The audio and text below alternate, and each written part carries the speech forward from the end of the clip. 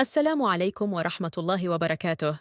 قبل أن نبدأ، لا تنسوا دعمنا بلايك والاشتراك في القناة وتفعيل زر الجرس ليصلك كل جديد. في هذا الفيديو نشارككم تفاصيل مباراة المنتخب الجزائري ضد منتخب توغو في الجولة الثالثة من تصفيات كأس إفريقيا 2025. يتصدر المنتخب الجزائري ترتيب المجموعة الخامسة برصيد 6 نقاط، بينما يأتي منتخب توغو في المركز الثاني برصيد نقطتين. سيستضيف المنتخب الجزائري هذه المواجهة المهمة يوم 11 من أكتوبر 2024 في الجزائر. ستقام المباراة في تمام الساعة 7 مساء بتوقيت الجزائر، تونس والمغرب، والساعة 8 مساء بتوقيت فرنسا، إسبانيا، إيطاليا، ليبيا والسودان.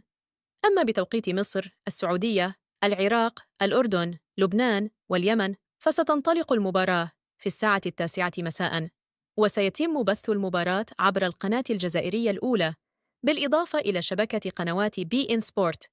تابعوا المواجهة المثيرة، ونتمنى أن يواصل المنتخب الجزائري نتائجه المميزة في التصفيات. قبل أن نودعكم لا تنسوا وضع لايك للفيديو والاشتراك في القناة وتفعيل زر الجرس ليصلكم كل جديدنا. نراكم في الحلقة القادمة. دمتم بخير، والسلام عليكم ورحمة الله.